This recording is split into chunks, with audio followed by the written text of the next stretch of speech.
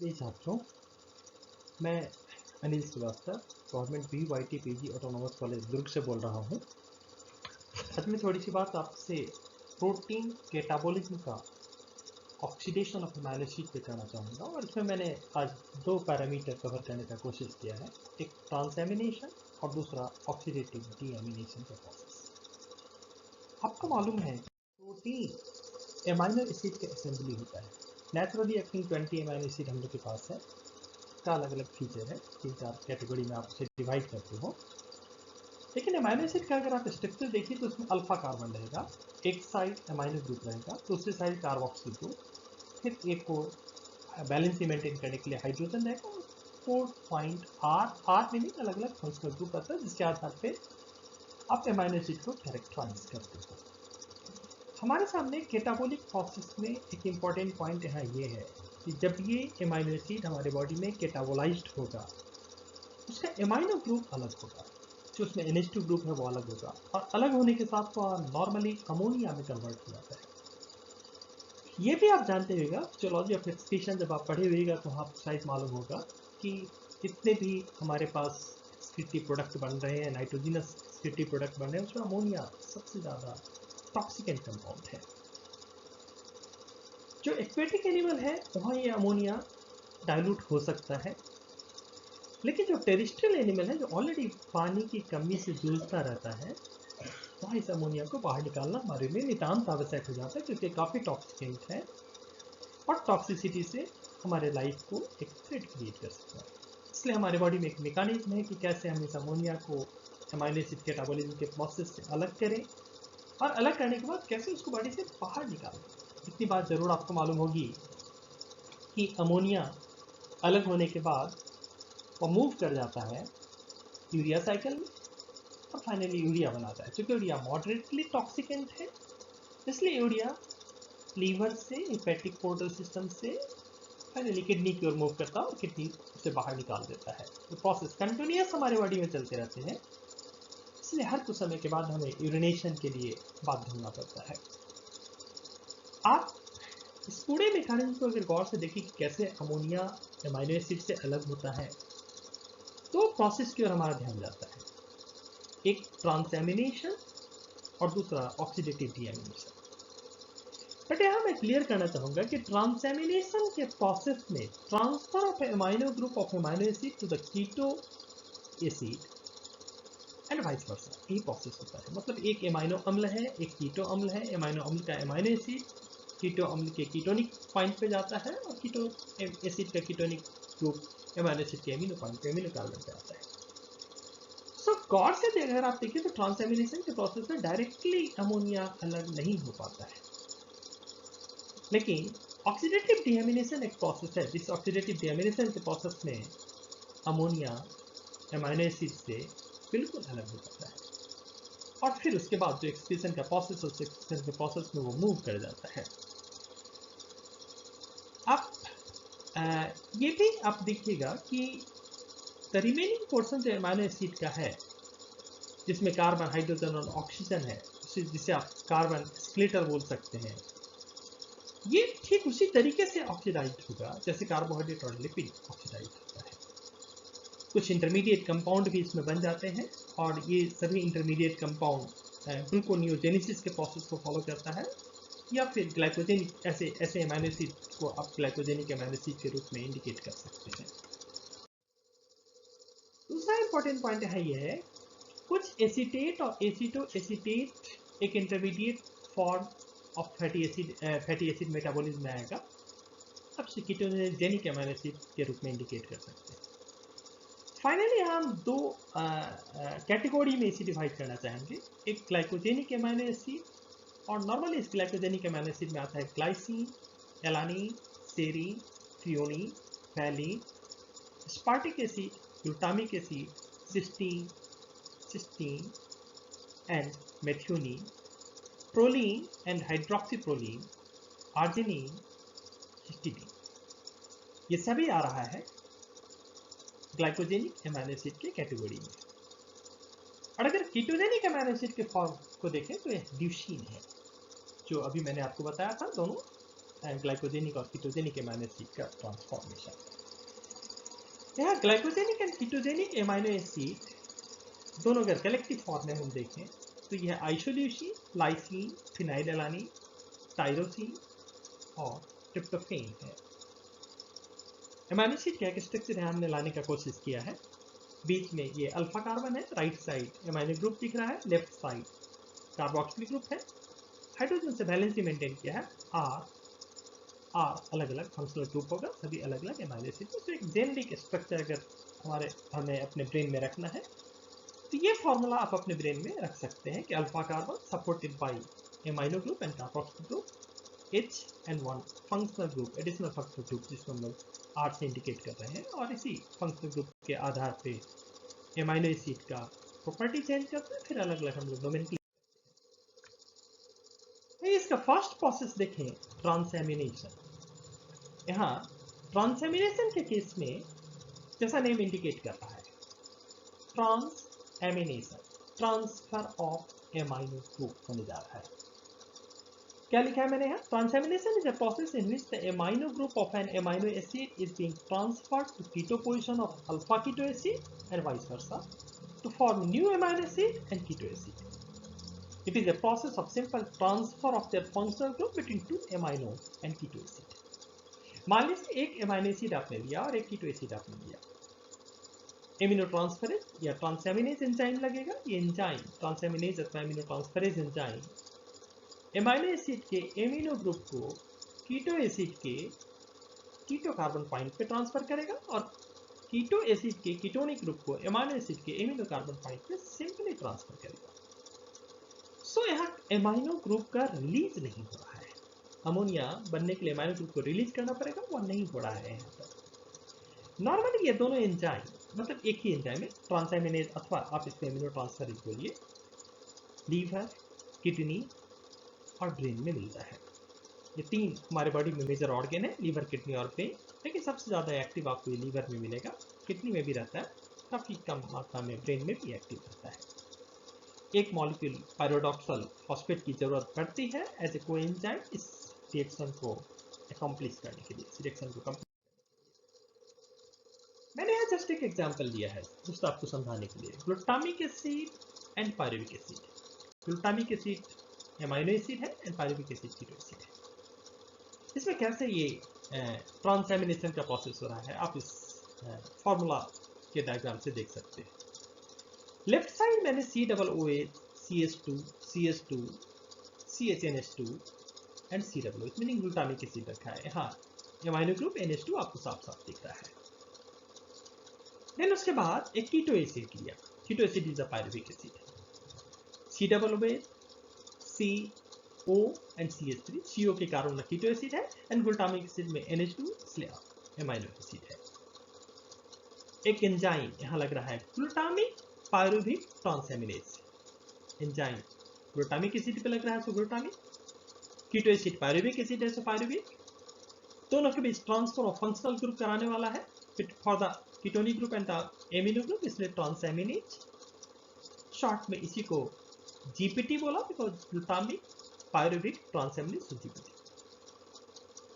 आ जाइए right side में देखिए, इस ग्लूटामिक एसिड के एमाइनो कार्बन जिस पे था, एमाइनो ग्रुप जिस कार्बन पे था, वहां अब कीटोनिक ग्रुप आ चुका है और कीटो एसिड के कीटोनिक ग्रुप वाले कार्बन पे मतलब पायरुविक एसिड के कीटोनिक ग्रुप जिस कार्बन पे था वहां ग्लूटामिक एसिड का एमाइनो ग्रुप ट्रांसफर हो चुका है। सो सिंपल ट्रांसफर हुआ, आपका नया कंपाउंड यानी ग्लूटामिक एसिड बदल चुका है अल्फा कीटोग्लूटारिक एसिड में और पायरुविक एसिड बदल चुका है एलानिन में। मीनिंग एमाइनो एसिड बदल गया कीटो एसिड में और कीटो एसिड बदल गया एमाइनो एसिड में। और इस पूरे रिएक्शन में कहीं भी आप अमोनिया को रिलीज होते नहीं देख रहे हैं। ये रिएक्शन रिवर्सिबल भी होगा। पायरोडॉक्सल फॉस्फेट जस्ट कोएंजाइम के फॉर्मेट को सपोर्ट कर रहा है, लेकिन ये रिवर्सल रिएक्शन भी होगा। यहाँ एंजाइम तब हो जाएगा alanine glutamate amino transferase because the first substrate is alanine, second is the alpha ketoglutarate, so glutamate। अब यहाँ इन दोनों के बीच फंक्शनल ग्रुप एक्सचेंज होने जा रहा है जब एलानीन का amino group alpha ketoglutaric acid के कीटोनिक पॉइंट पे आ जाएगा, कीटो ग्रुप के पहले पॉइंट पे आ जाएगा, और अल्फा कीटोग्लूटेट का कीटो पॉइंट, कीटो फंक्शनल ग्रुप एलानीन के एमाइनो फंक्शनल ग्रुप पे ट्रांसफर हो जाएगा, तो फिर पहले वाली स्थिति आ जाएगी, glutamic acid and pyruvic acid बन जाएगा। सो एक ट्रांसफॉर्मेशन, इसलिए इसका नाम भी है ट्रांसएमिनेशन प्रोसेस, इसका नाम है। रिमार्केबल पॉइंट, इसमें अमोनिया रिलीज नहीं हो रहा है। अनदर रिमार्केबल पॉइंट, हर एमाइनो एसिड के लिए अलग अलग एंजाइम होगा, हर एमाइनो एसिड के आधार पे इसका आप नोमेनक्लेचर करेंगे। एक दूसरे एग्जांपल से मैं इसको और क्लियर करूं। ये एग्जांपल देखिए, यहां मैंने ग्लूटामिक एसिड सेम रखा, लेकिन इस बार मैं पायरुविक एसिड के बदले ऑक्सैलोएसीटेट ले लिया। लेफ्ट साइड देखिए, ग्लूटामिक एसिड फर्स्ट एग्जांपल की तरह ही है, लेकिन सेकेंड पायरुविक एसिड की जगह हमने ले लिया ऑक्सैलोएसिटिक एसिड। फिर यहां भी चेंज हो रहा है, एमिनो ग्रुप जा रहा है ऑक्सैलोएसिटिक एसिड के पास और कीटोनिक ग्रुप जा रहा है ग्लूटामिक एसिड के पास। इस बार एंजाइम हो गया, एंजाइम का नेम हो जाएगा ग्लूटामेट ऑक्सैलोएसिटेट ट्रांसएमिनेज, या आप बोलिए ग्लूटामिक ऑक्सैलोएसिटिक ट्रांसएमिनेज, शॉर्ट में आप इसको जीओटी बोल सकते हैं। अगेन पायरिडॉक्सिल फॉस्फेट को एंजाइम हर बार चाहिए इसे। प्रोडक्ट क्या हुआ, ग्लूटामिक एसिड पहले की तरह अल्फा कीटोग्लूटारिक एसिड में बदल चुका है, लेकिन ऑक्सैलोएसिटिक एसिड इस बार बदला एस्पार्टिक एसिड। पहले आपका पायरुविक एसिड था, पायरुविक एसिड 3 कार्बन कंपाउंड था, वो एलानीन में कन्वर्ट किया था। इस बार 4 कार्बन कंपाउंड ऑक्सैलोएसिटिक एसिड है, वो कन्वर्ट किया एस्पार्टिक एसिड में। फिर रिवर्सिबल रिएक्शन पॉसिबल है, और अगर रिवर्सिबल रिएक्शन होगा तो फिर एस्पार्टिक एसिड और ग्लूटामिक एसिड इन्वॉल्व रहा है, सो एस्पार्टेट ग्लूटामेट एमिनो ट्रांसफेरेज। फिर रिवर्सिबल रिएक्शन फिर से ये ग्लूटामिक एसिड एंड ऑक्सैलोएसिटेट में कन्वर्ट कर जाएगा। So, दो एग्जाम्पल काफी इस बात को समझने के लिए, how the amino acid, one amino acid and one carboxylic acid, one ketonic acid exchange their functional group, and the amino acid convert into keto acid and keto acid convert into amino acid, and there is vice versa reaction is also possible. Enzyme nomenclature IUB recommendation, international union of biochemist के recommendation को strictly हम follow कर रहा है। केवल एक चीज आपको याद रखना है कि पायरिडॉक्सिल फॉस्फेट को एंजाइम के ग्रुप में इन एंजाइम को हेल्प करेगा, कोऑपरेट करेगा। कुछ यहाँ स्पेशल फीचर भी है, उसे भी हमें ध्यान में लाना पड़ेगा, आएंगे हम उस पॉइंट पे। बट यहाँ एक पॉइंट देखिए, ये ग्लूटामिक पायरुविक ट्रांसएमिनेज और ग्लूटामिक ऑक्सैलोएसिटिक ट्रांसएमिनेज आपको फाइनली कहाँ मिल जाएगा? ठीक है, उसका टारगेट पॉइंट है, लीवर है, किडनी है, ब्रेन है, बट फाइनली सर्कुलेटिंग फॉर्म में आपको सीरम में मिलेगा। ब्लड का सीरम निकाल के आप बायोकेमिकल टेस्ट करते हैं, उसमें आपको मिल जाएगा ये एंजाइम। ये बहुत ही इंपॉर्टेंट मार्कर है for some pathogenicity. Normally SGPT and SGOT एक मेजर पैथोजेनिक कैरेक्टर को इंडिकेट करता है।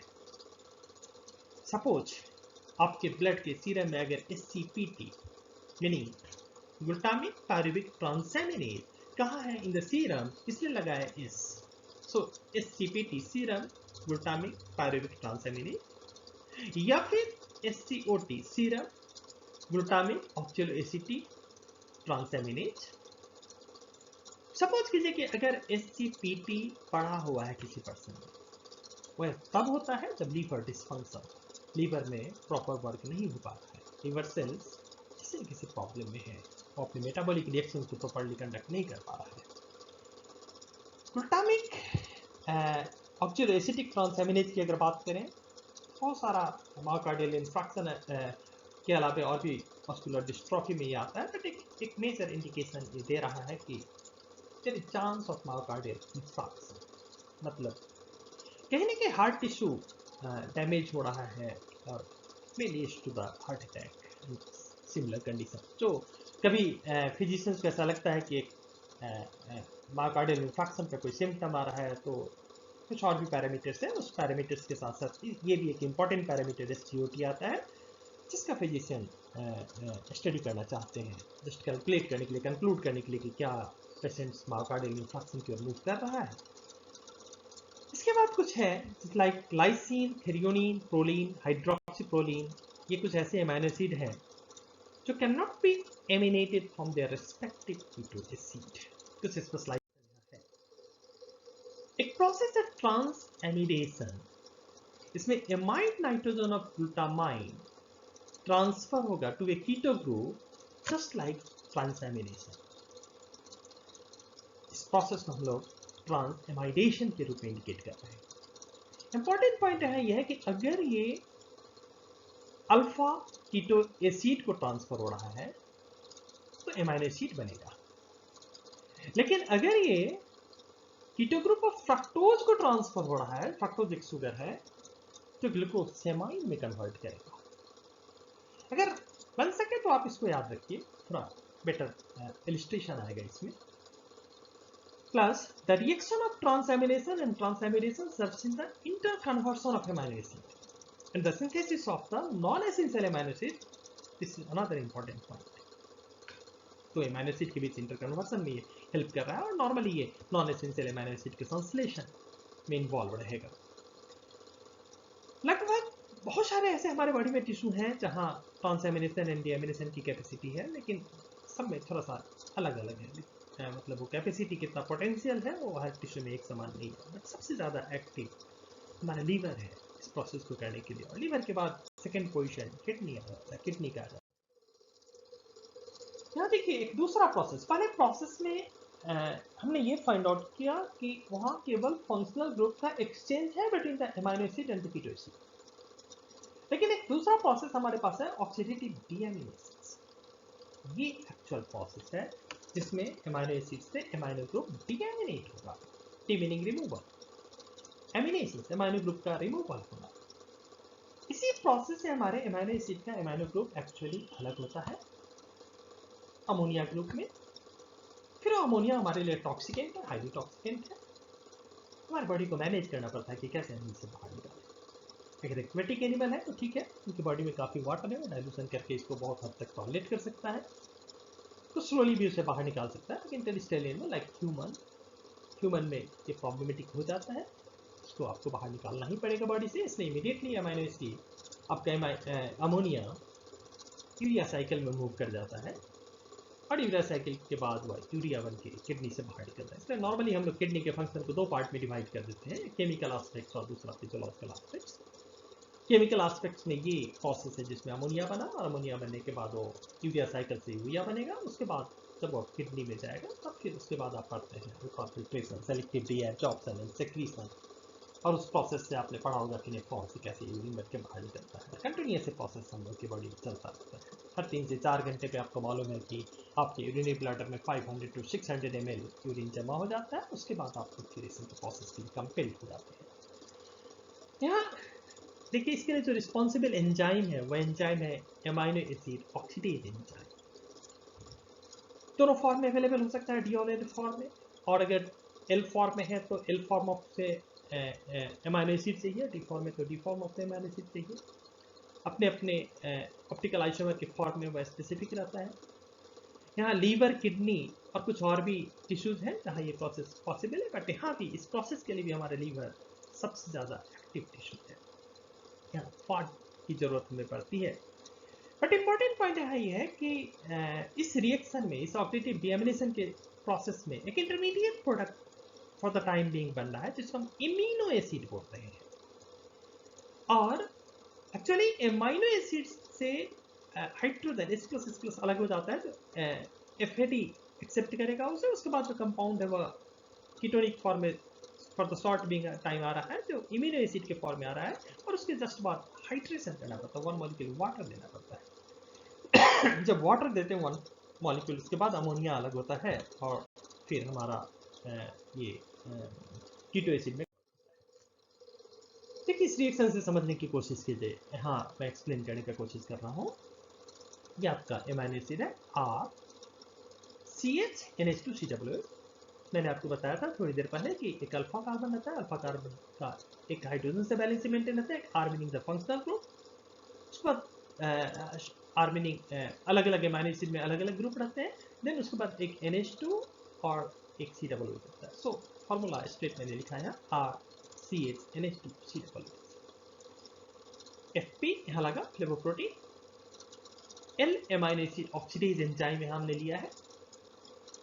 मैं लेफ्ट साइड के फॉर्मूला में आपको अल्फा कार्बन का H और एमाइनो ग्रुप का H, दो H बाहर निकाल के ट्रांसफर कर रहे हैं हम लोग। ये एंजाइम ट्रांसफर कर रहा है, बन रहा है FPH2। आपका कंपाउंड क्या बना? RCNH। क्योंकि CH का H जा चुका है FP के पास और NH2 का H जा चुका है FP के पास, तो कंपाउंड है RCNH। This is imino acid. अब इस इमिनो एसिड में एक मॉलिक्यूल वाटर लगेगा, हाइड्रेशन का प्रोसेस होगा। वाटर में H और OH है, आप जानते हैं अच्छे से। अब इमिनो एसिड का NH है, वाटर में दो H है, HHO। तो वाटर का HH और इमिनो एसिड का NH मिलकर अमोनिया बना, NH3 बना। फिर से देखिए, इमिनो एसिड का NH का H और वाटर का HH मिलकर अमोनिया बनाया, NH3, और ये बाहर निकल गया। आपका कंपाउंड अब रह गया RC, वाटर का O बचा हुआ है, वो आएगा CO and CW। Alpha keto acid. यहाँ पे एमाइनो एसिड कीटो एसिड में चेंज हुआ, but it's replacement of one molecule of ammonia जो ट्रांसएमिनेशन में नहीं हुआ था, ये ऑक्सीडेटिव डीएमिनेशन के प्रोसेस में हो रहा है। So responsible enzyme L amino acid oxidase है, परफेक्टली अमोनिया को अलग कर रहा है, और इस अमोनिया को हमें मैनेज करना पड़ता है through urea cycle and then through kidney and outside. यहाँ पे कुछ स्पेशलाइजेशन है। इस स्पेशलाइजेशन में कुछ पॉइंट को समझना पड़ेगा, जैसे एल ग्लूटामिक एसिड एक्सेप्शन है, जहां फॉड के बदले एफपी के बदले नाड रिक्वायर्ड है।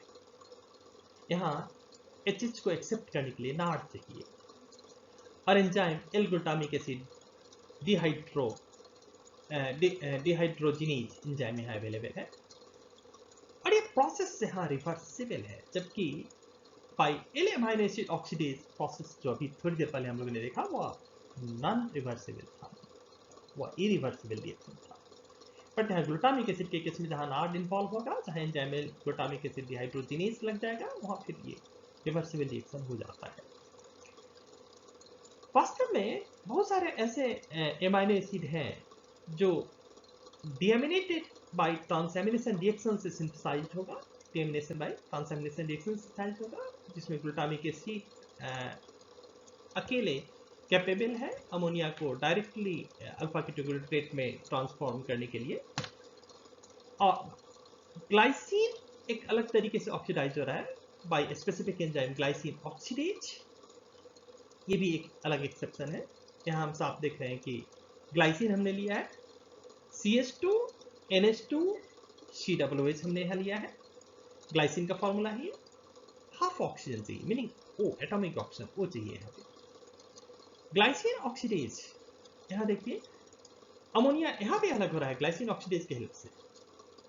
जो NH2 है वह CH2 से H कैच कर रहा है, ग्लाइसिन के CH2 से H कैच कर रहा है, तो नेचुरली NH3 बन गया, NH3 बन के अमोनिया से बाहर निकल आया।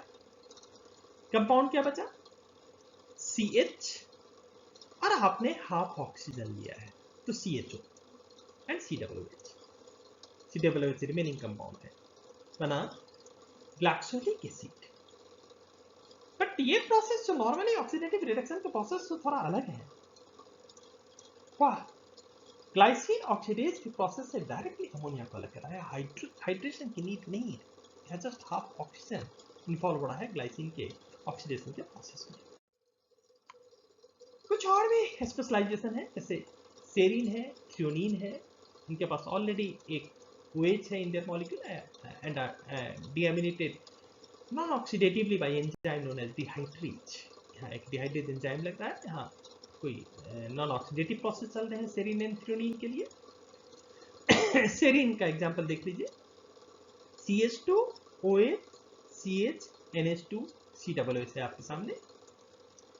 सेरीन डिहाइड्रेज एंजाइम है, इस सेरीन डिहाइड्रेज एंजाइम में सेरीन के OH से OH, सेरीन का OH और CHNH2 का CH का H, so OH and H water मिलके अलग हो गया और आपका कंपाउंड बन गया CH3, CH3 CNH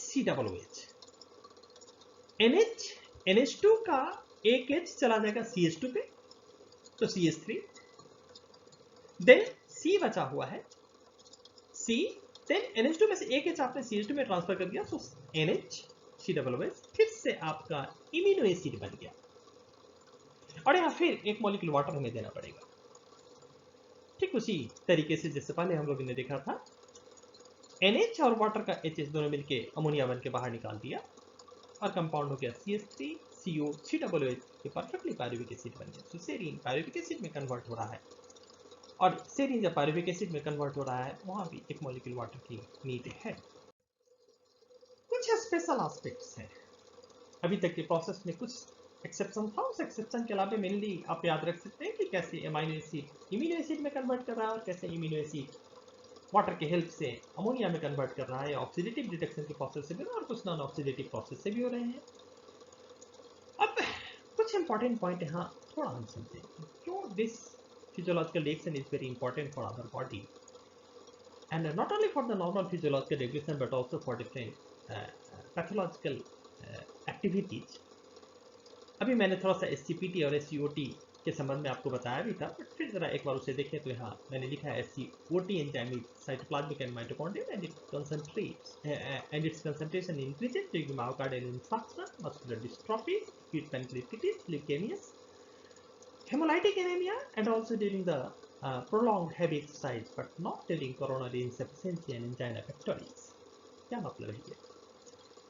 मायोकार्डियल इंफ्राक्शन में डेफिनेटली SCOT बढ़ जाता है, बट मस्कुलर डिस्ट्रॉफी अगर किसी कारण से आपका मसल डिसेंड कर रहा है तब भी बढ़ेगा। पैनक्रियास में अगर इन्फ्लामेशन आ चुका है, पर्टिकुलरली अगर पैनक्रियास के डक्ट वाले पार्ट में जहाँ से पैनक्रियाटिक डक्ट ओरिजिनेट होता है उस पार्ट में नॉर्मल फीचर है इन्फ्लामेशन, जिसको हम लोग पैनक्रियाटिटिस बोलते हैं। ये भी एक कॉमन प्रॉब्लम है, बहुत सारा लोगों को होता है और कई बार लोगों की लाइफ बचाना मुश्किल भी हो जाता है इस कंडीशन में। उस कंडीशन में भी एक इंडिकेटर के रूप में, बायोमार्कर के रूप में इंडिकेट कर रहा है एलिवेटेड SCOT। ल्यूकेमिया जानते ही हैं, ल्यूकेमिया से बना। एंड हेमोलाइटिक एनीमिया अगर बहुत ज़्यादा ब्लीडिंग हो गया तब जो एनीमिक कंडीशन डेवलप किया, प्लस प्रोलॉन्ग हैवी एक्सरसाइज, काफ़ी ज़्यादा आप एक्सरसाइज कर रहे हैं उस कंडीशन में भी आपका SCOT लेवल बढ़ेगा। लेकिन यहाँ इंपॉर्टेंट पॉइंट ये है कि during coronary insufficiency and angina pectoris ये नहीं बढ़ रहा है।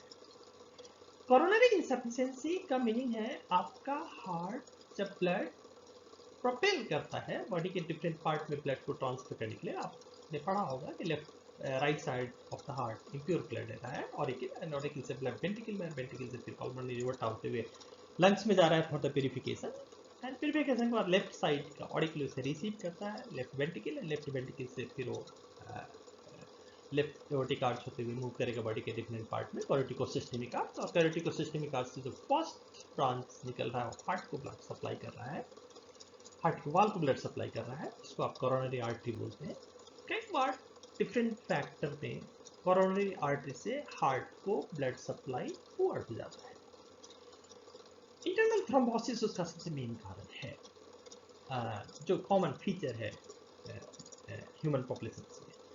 तो अगर उस कारण से कोरोनरी आर्टरी से अगर हार्ट के वॉल में ब्लड सप्लाई पुअर हो गया और आपका हार्ट हाइपोक्सिया से गुजर रहा है, फाइनली हाइपोक्सिया के बाद वो इस्चेमिया में कन्वर्ट करेगा। इस्चेमिया में हुआ कंडीशन जिसमें हार्ट के टिश्यू को ऑक्सीजन सप्लाई कम हो जाता है, देन उससे related inflammation and other feature आने शुरू हो जाते हैं, तो SCOT बढ़ेगा। एंजाइना पेक्टोरिस, एंजाइना का मीनिंग होता है पेन एंड पेक्टोरिस का मीनिंग होता है पेक्टोरल गार्डियन। अगर पेक्टोरल गार्डियन मीनिंग दोनों पेक्टोरल गार्डियन के बीच मतलब चेस्ट में अगर पेन आ गया, एक इंपॉर्टेंट फीचर है हार्ट प्रॉब्लम का, अगर ये कंडीशन आ रहा है यानी आपका हार्ट कहीं ना कहीं अफेक्टेड है, SCOT लेवल आपका बढ़ेगा। सो फिजिशियंस नॉर्मली SCOT को इन सारे डिजीज के डायग्नोसिस के लिए एक मार्कर के रूप में यूज करते हैं उसको। इसी तरीके से दूसरा है SCPT एंजाइम, मेनली आपको लीवर में मिलेगा, और अगर इसका कंसंट्रेशन इंक्रीज कर रहा है तो कब इंक्रीज कर रहा है, जब कभी आप वायरल हेपेटाइटिस में आ रहे हैं, मीनिंग आपका लीवर में इन्फ्लेमेशन है, स्वेलिंग है और वायरस उसका फैक्टर है, या कोई भी वायरस हो, ये कहना बहुत डिफिकल्ट है कि कौन सा वायरस है, बट नॉर्मली वायरल इन्फेक्शन में आपके लीवर में स्वेलिंग आएगा। और अगर लीवर का फंक्शन डिस्टर्ब होगा, चाहे किसी भी कारण से डिस्टर्ब हो, तो आप उसे जॉन्डिस बोलते हैं, आप जानते ही हैं। एक और इंपॉर्टेंट पॉइंट है हिपेटिक बाइलरी ऑब्स्ट्रक्शन। कई बार लीवर सेल्स प्रॉपर्ली वर्क करता है लेकिन बाइल डक्ट में ऑब्स्ट्रक्शन क्रिएट हो जाता है और बाइल बाहर नहीं निकल पाता है, उसका एडवर्स इफेक्ट लीवर में आता है। फाइनली जब बाइल बाहर नहीं आया तो bilirubin and बिलिवर्डिन and related compound back होने लगता है ब्लड सर्कुलेशन में, और हिपेटिक मैलिग्नेंसी, लीवर कैंसर, इन सारे कंडीशन में एसजीपीटी लेवल बढ़ जाता है। थर्ड पॉइंट कह रहा है, if the enzyme catalase is absent genetically, alpha keto acid produced by oxidative deamination is decarboxylated by H2O2 forming a carboxylic acid with one carbon atom less। कई बार ऐसा होता है जेनेटिकली आपका कैटालेज एंजाइम आपकी body में absent है, तो फिर अल्फा कीटो एसिड प्रोड्यूस्ड होगा, ऑक्सीडेटिव डिएमिनेशन इसमें इन्वॉल्व होगा, जो डिकार्बोक्सिलेटेड किसके द्वारा होगा, H2O2 हाइड्रोजन पेरोक्साइड के द्वारा, एक मॉलिक्यूल कार्बन एटम कम रहेगा। कभी कभी आपके इंटेस्टाइन में बैक्टीरिया प्रेजेंट रहता है जो अमोनिया प्रोड्यूस कर देता है, प्रोटीन है आपके इंटेस्टाइन में फूड के फॉर्म में, वो अमोनिया प्रोड्यूस कर देगा, जो पोर्टल वेन के थ्रू ब्लड में आएगा, ब्लड से लीवर में जाएगा और लीवर फिर इमीडिएटली इसको बाहर रिमूव करने का काम करेगा।